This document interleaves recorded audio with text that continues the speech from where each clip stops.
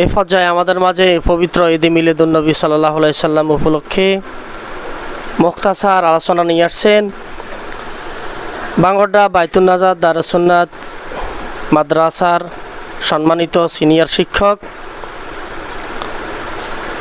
মাওলানা মোহাম্মদ হাফিজুর রহমান সাহেব।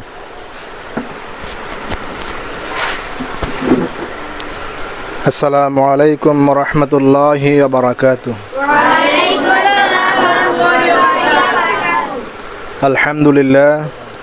আলহামদুলিল্লাহ ওয়া কাফা ওয়া সালামুন আলা ইবাদিহিল্লাযীনা ইসতাফা আম্মা বা'দ।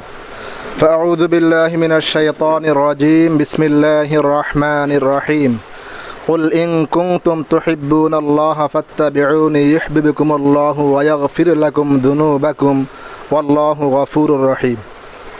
فقد قال رسول الله صلى الله عليه وسلم من أحب سنتي فقد أحبني ومن أحبني كان معي في الجنة. قال في شأن حبيبه مخبرا وآمرا إن الله وملائكته يصلون على النبي يا أيها الذين آمنوا صلوا عليه وسلموا تسليما. সকলে উচ্চ স্বরে আমরা দুরূদ শরীফ পাঠ করি। আল্লাহুম্মা সাল্লি আলা সাইয়্যিদিনা ওয়া নাবিয়িনা ওয়া শাফিঈনা ওয়া হাবিবিনা মাওলানা মুহাম্মদ সাল্লাল্লাহু আলাইহি ওয়া আলা আলিহি ওয়া আসহাবিহি ওয়া বারাকা সাল্লাম। সমস্ত শুকরিয়া ওই মহান আল্লাহ তাআলার দরবারে যিনি আমাদেরকে বিশ্বনবী প্রিয় নবী মুহাম্মদ রাসূলুল্লাহ সাল্লাল্লাহু আলাইহি সাল্লামের জন্ম উপলক্ষে পবিত্র ঈদ মিলাদুন নবী সাল্লাল্লাহু আলাইহি সাল্লাম উদযাপন উপলক্ষে আজকের অনুষ্ঠানে অংশগ্রহণ করার সুযোগ করে দিয়েছেন। পাশাপাশি আমাদের মাথার তাজ সমতুল্লাহ অনেক আসাতেজায়ে কেরাম এখানে উপস্থিত রয়েছেন। সকলের প্রতি আবারও সালাম জানাচ্ছি, আসসালামু আলাইকুম ওয়া রাহমাতুল্লাহি ওয়া বারাকাতুহু। আমরা শুকরিয়া আদায় করছি যে আল্লাহ রাব্বুল আলামিন আমাদের সকলকে সুস্থ রেখে ভালো রেখে আজকে মজলিসে অংশগ্রহণ করার সুযোগ করে দিয়েছেন। সে আল্লাহর প্রতি লাখো কোটি শুকরিয়া তান আদায় করি, আলহামদুলিল্লাহ। তার সাথে সাথে লাখো কোটি দুরূদ ও সালাম প্রেরণ করছি মানবতার মুক্তির দূত, মানবতার মুক্তির দিশারি, রাহমাতাল লিল আলামিন, সাইয়্যিদুল মুরসালিন, খাতামুন নবিয়্যিন, প্রিয় নবী মুহাম্মদ রাসূলুল্লাহ সাল্লাল্লাহু আলাইহি সাল্লামের রওজা মুবারকে লাখো কোটি দুরূদ ও সালাম প্রেরণ করছি। সকলে উচ্চ আওয়াজে বলি সাল্লাল্লাহু আলাইহি সাল্লাম। ঈদে মিলাদুন নবী সাল্লাল্লাহু আলাইহি সাল্লাম, ঈদ শব্দ অর্থ হচ্ছে আনন্দ খুশি, মিলাদ শব্দ অর্থ হচ্ছে যে জন্ম বৃত্তান্ত। ঈদে মিলাদুন নবী সাল্লাল্লাহু আলাইহি সাল্লামের অর্থ হচ্ছে যে প্রিয় নবী মুহাম্মদ রাসূলুল্লাহ সাল্লাল্লাহু আলাইহি সাল্লাম জন্ম বৃত্তান্ত হচ্ছে পবিত্র ঈদে মিলাদুন নবী সাল্লাল্লাহু আলাইহি সাল্লাম। সকলে উচ্চ আওয়াজে বলে আলহামদুলিল্লাহ। সম্মানিত উপস্থিতি, আল্লাহ তাআলা পবিত্র কোরআনে বলেন, কুল ইন কুনতুম তুহিব্বুনাল্লাহা ফাত্তাবিউনি ইউহিব্বুকুমুল্লাহু ওয়া ইয়াগফির লাকুম যুনুবাকুম ওয়াল্লাহু গফুরুর রহিম। চিল্লা বলেন সুবহানাল্লাহ। আল্লাহ তাআলা প্রিয় নবী মুহাম্মদ রাসূলুল্লাহ সাল্লাল্লাহু আলাইহি ওয়াসাল্লাম উদ্দেশ্য করে বলেন, হাবিব কুল আপনি বলে দিন, ইন কুনতুম তুহিব্বুনাল্লাহ তোমরা যদি আল্লাহর ভালোবাসা পেতে চাও, আল্লাহ দিদার পেতে চাও, মহাব্বত পেতে চাও, ফাত্তাবিউনি তোমরা যেন আমার রাসূলের অনুসরণ ইত্তেবাকে অনুসরণ করো, বলা সুবহানাল্লাহ। অর্থাৎ এখানে শর্ত দিয়েছে যদি কোনো ব্যক্তি আল্লাহকে পেতে চায়, আল্লাহর মহাব্বত পেতে চায়, আল্লাহ দিদার পেতে চায়, আল্লাহ ভালোবাসা পেতে চায়, অবশ্যই তার শর্ত হচ্ছে ফাত্তাবিউনি রাসূল আকরাম সাল্লাল্লাহু আলাইহি ওয়াসাল্লাম ইত্তেবাকে অনুসরণ করো, বলা সুবহানাল্লাহ।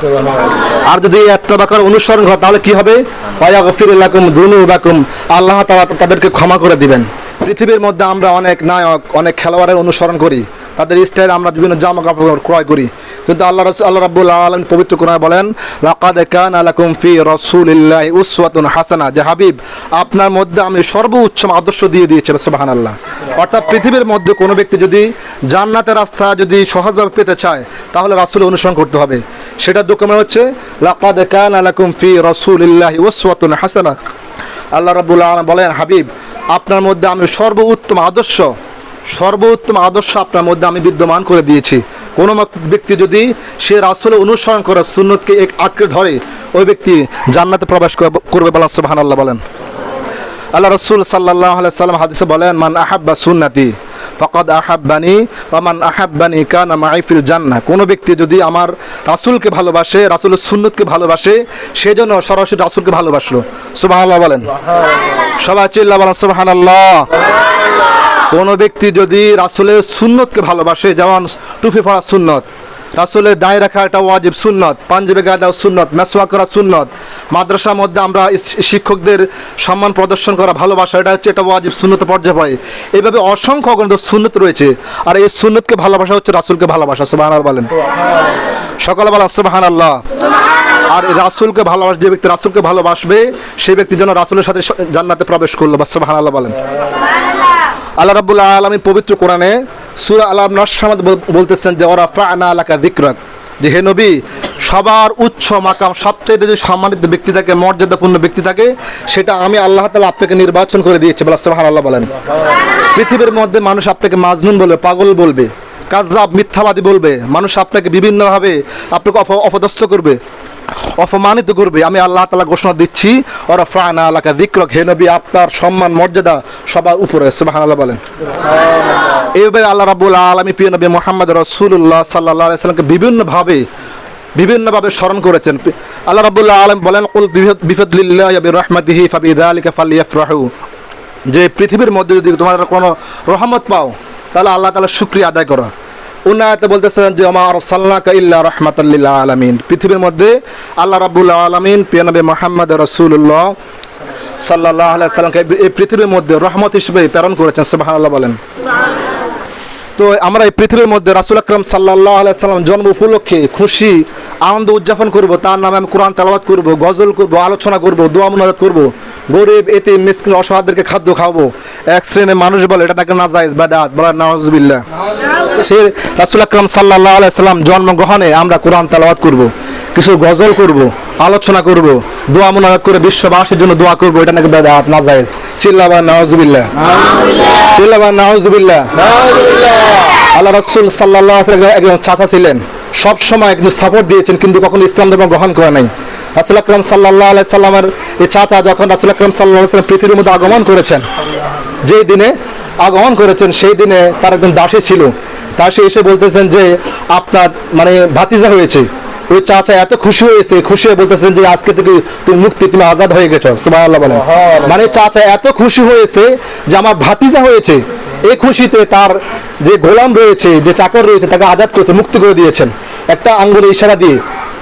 আমরা ইতিহাস খুঁজে দেখেছি যে কোনো জাহান্নামী ব্যক্তি জাহান্নামে থাকা সত্ত্বেও জান্নাতে কোনো নাজ নেয়ামত ভোগ করতে পারে নাই। শুধুমাত্র একজন ব্যক্তি জাহান্নামে থাকা সত্ত্বেও জান্নাতের কিছু অংশ নাজ নেয়ামত ভোগ করেছে, সে ব্যক্তি হচ্ছে রাসূল সাল্লাল্লাহু আলাইহি ওয়াসাল্লাম চাচা আবুল আহাব।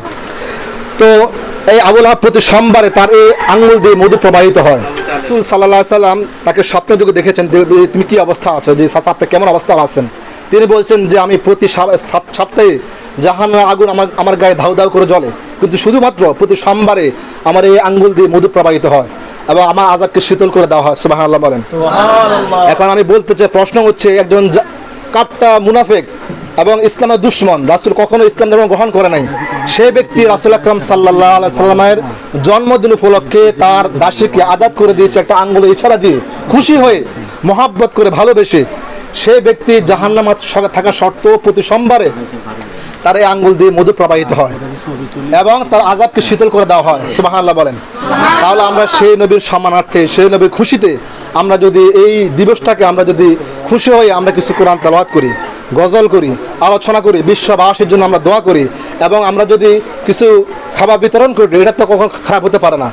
খারাপ ওই ব্যক্তির জন্য যারা ঈদে মিলাদুন্নবী সাল্লাল্লাহু আলাইহি ওয়াসাল্লাম উপলক্ষে নাচ গান করে, কবরের মধ্যে যাইয়া সিজদা করে এবং নারী পুরুষের মধ্যে পর্দা ভেদাভেদ করে, তাদের জন্য হচ্ছে ঈদে মিলাদুন্নবী সাল্লাল্লাহু আলাইহি ওয়াসাল্লাম হারাম, নাজায়েজ। কিন্তু আমরা তো কোনো নাজায়েজ করতেছি না। আল্লাহ রাব্বুল আলামিন পবিত্র কোরআনুল কারিমে সূরা মুজাম্মিল বলতেছেন যে ইয়া আইয়ুহাল মুজাম্মিল কুমিল লাইলা ইল্লা কালিলা নিসফাহু আও ইনকুস মিনহু কালিলা আও জিদ আলাইহি ওয়া রাত্তিল কুরআনা তারতিলা।